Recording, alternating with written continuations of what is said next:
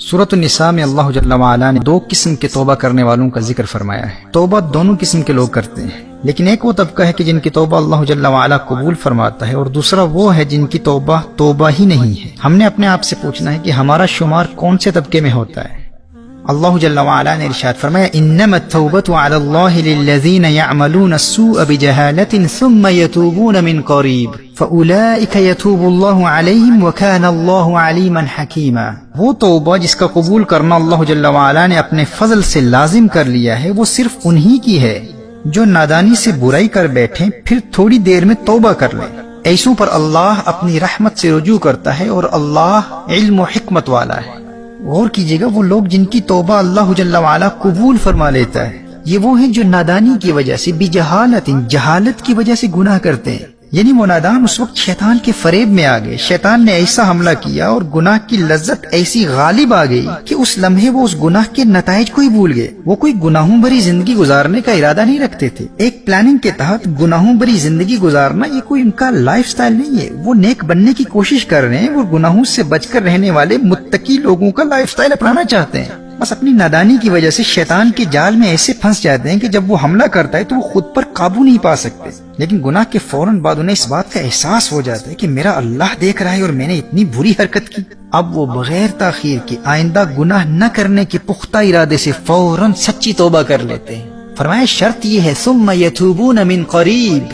بغیر کسی تاخیر کے فوراً توبہ کر لیتے ہیں۔ ایسے لوگوں سے اگر بار بار بھی گناہ ہو جائے تو اللہ جل وعلا ان کی سچے دل سے کی گئی فوری توبہ کو قبول فرما لیتا ہے، اور کوئی اللہ جل وعلا کو دھوکہ نہیں دے سکتا۔ فرمایا وَكَانَ اللَّهُ عَلِيمًا حَكِيمًا، اللہ علم و حکمت والا ہے، وہ جانتا ہے کہ انہوں نے آئندہ گناہ نہ کرنے کا پختہ ارادہ کر لیا ہے۔ میرے بھائی اور بہنوں، یہ وہ طبقہ ہے جو گناہوں بھری زندگی کو اپنا لائف سٹائل نہیں بناتا۔ اگرچہ ان سے گناہ ہو جاتے ہیں، لیکن یہ گناہ اس وقت کی نادانی کی وجہ سے ہوتے ہیں۔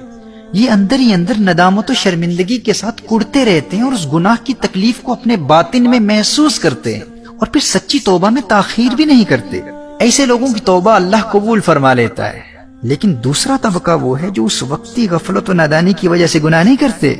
بلکہ انہوں نے اپنے دل میں گناہوں بھری زندگی گزارنے کا فیصلہ کر لیا ہوتا ہے۔ یہ ان کا لائف سٹائل بن چکا ہے، اسی لیے گناہ کے ارتکاب کے فوراً بعد یہ لوگ توبہ نہیں کرتے۔ قرآن کریم میں فرمایا وَلَيْسَتِ التَّوْبَةُ لِلَّذِينَ يَعْمَلُونَ السَّيِّئَاتِ حَتَّى إِذَا حَضَرَ أَحَدَهُمُ الْمَوْتُ قَالَ إِنِّي تُبْتُ الْآنَ، اور وہ توبہ ان کی نہیں جو گناہوں میں لگے رہتے ہیں یہاں تک کہ جب ان میں سے کسی کو موت آئے تو کہے اب میں نے توبہ کی۔ محترم احبہ، یہ وہ طبقہ ہے جن کی توبہ قبول نہیں کی جاتی۔ غور کیجیے گا، اس آیہ مبارکہ میں بجہالت نہیں فرمایا، یعنی نادانی، غفلت اور جہالت کی وجہ سے شیطان کے شکنجے میں پھنس گئے اور گناہ ہو گیا۔ نہیں، جن کی توبہ قبول نہیں ہوتی یہ وہ لوگ ہیں یعملون السیئات، انہوں نے گناہوں کو ایک پلاننگ کے تحت اپنا لائف سٹائل بنا لیا ہے۔ انہوں نے اپنی زندگی کو پلان کر لیا کہ صاحب 10 سال میں نے گناہ کرنے ہیں، اس کے بعد توبہ کر لوں گا۔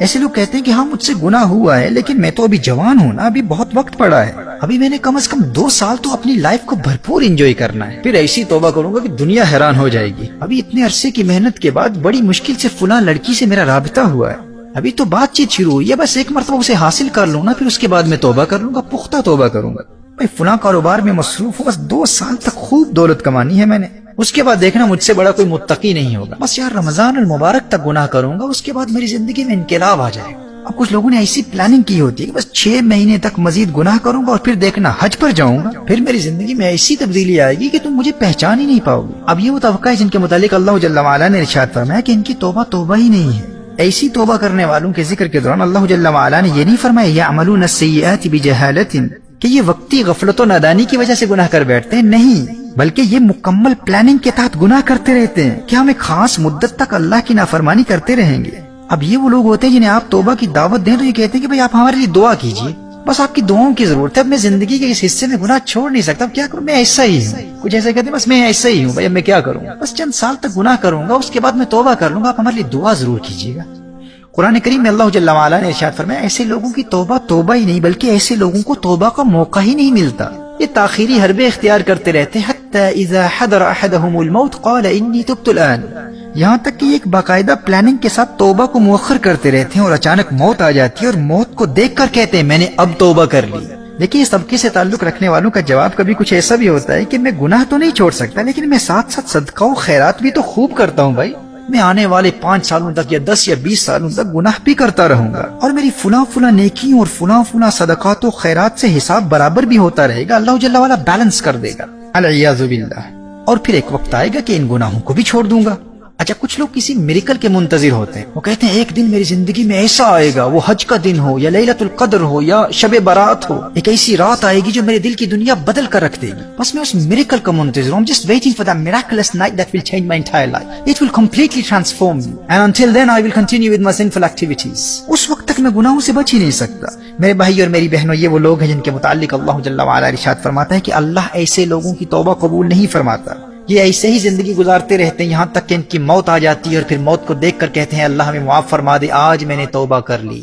اب ہم نے اپنے آپ سے پوچھنا ہے کہ ہمارا تعلق توبہ کرنے والی کس جماعت سے؟ اب دیکھیے، گنہگار دونوں ہیں، گنہگار وہ بھی تھے، گنہگار یہ بھی ہیں۔ وہ پہلے طبقے کے لوگ بھی گناہ کرتے ہیں اور ممکن ہے کہ اس دوسرے طبقے کے لوگوں کی بنسبت عملاً ان سے گناہ زیادہ بھی ہو جاتے ہوں، لیکن گناہوں بھری زندگی گزارنا ان کا لائف سٹائل نہیں ہے، وہ کسی پلاننگ کے تحت گناہ نہیں کرتے، وہ ایک پاکیزہ زندگی گزارنا چاہتے ہیں، لیکن ایمان کی کمزوری کی وجہ سے شیطان کے فریب میں آ کر اگر ان سے گناہ ہو جائے تو وہ اللہ سے ڈرتے رہتے ہیں، اندر ہی اندر کوڑتے رہتے ہیں۔ حدیث شریف میں آتا ہے نا، اگر نیکی انسان کے دل میں خوشی پیدا کر دے، انسان کو خوش کر دے تو انسان مومن ہے، اور اگر گناہ کی وجہ سے انسان کے دل میں درد اور تکلیف محسوس ہو تو یہ ایک مومن ہونے کی علامت ہے۔ لیکن تباہی اور بربادی کے راستے پر وہ ہے جو نیکی کرے اسے خوشی محسوس نہ ہو، اور گناہ کرے اور دل میں تکلیف ہی محسوس نہ ہو۔ جب گناہ کا احساس ہی ختم ہو گیا تو انسان کی زندگی میں یہ سب سے خطرناک مرحلہ ہے، ایمان کے سلب ہونے کا اندیشہ ہے۔ تو وہ لوگ جو کسی پلاننگ کے تحت گناہ نہیں کرتے اور اگر گناہ ہو جائے تو وہ اللہ سے ڈرتے رہتے ہیں اور اندر ہی اندر کوڑتے رہتے ہیں، گناہوں کے درد کو محسوس کرتے ہیں، اور جب نادانی اور غفلت سے گناہ ہو جائے تو ایک لمحے کے لیے بھی تاخیر نہیں کرتے،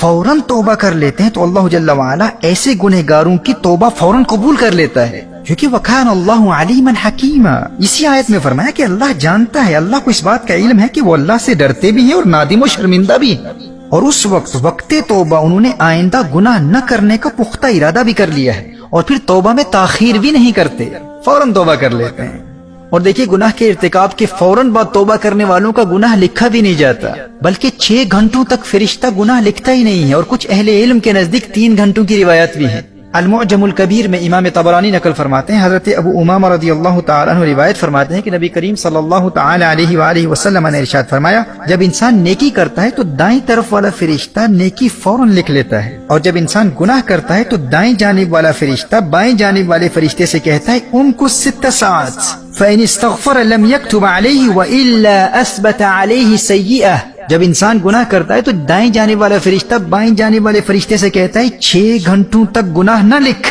اب اگر 6 گھنٹوں کے اندر بندہ توبہ کر لیتا ہے تو اس کا وہ گناہ لکھا ہی نہیں جاتا، اور اگر توبہ نہیں کرتا تو 1 گناہ لکھا جاتا ہے۔ امام سیوطی فرماتے ہیں یہ حدیث صحیح ہے، لیکن یاد رکھیے یہ اس کے لیے جس سے غفلت کی وجہ سے گناہ ہو جائے، اس کے لیے نہیں جو مکمل پلاننگ کے ساتھ گناہ کرتا ہے اس ارادے سے کہ میں 6 گھنٹوں کے اندر توبہ کر لوں گا تو گناہ لکھا ہی نہیں جائے گا۔ ایسا شخص بھی اس دوسرے طبقے میں شمار ہوتا ہے جو گناہوں کو پلان کرتا ہے، بلکہ جو 6 گھنٹوں کے اندر توبہ کرنے کے ارادے سے گناہ کرتا ہے تو ایسے انسان کا ایمان ہی سلب ہو سکتا ہے، کیونکہ وہ اللہ کی رحمت کا مذاق اڑا رہا ہے۔ تو محترم احبہ، اللہ جل وعلا سے ڈرتے رہو، اور اگر غفلت کی وجہ سے گناہ ہو جائے تو توبہ میں تاخیر نہیں کرنی، آئندہ گناہ نہ کرنے کے پختہ ارادے سے فوراً توبہ کر لینی ہے۔ ہم انسان ہیں، ہم سے گناہ ہو سکتے ہیں، لیکن اللہ جل وعلا کی پناہ مانگی اس حالت سے جب انسان توبہ کرنے والوں کے دوسرے طبقے میں شامل ہو جاتا ہے۔ سچی توبہ سے محبت کرتے رہو اور اپنا محاسبہ کرتے رہو، خود سے پوچھتے رہو کہ ہمارا شمار توبہ کرنے والوں کے کون سے طبقے میں ہوتا ہے۔ کہیں ہم اس خوش فہمی کا شکار تو نہیں ہے کہ 2 سال بعد گناہ سے توبہ کرنے کا موقع مل جائے گا، یا حج میں توبہ کر لیں گے، رمضان المبارک میں توبہ کر لیں گے، فلاں حرام کاروبار میں کامیاب ہو جائیں پھر توبہ کر لیں گے۔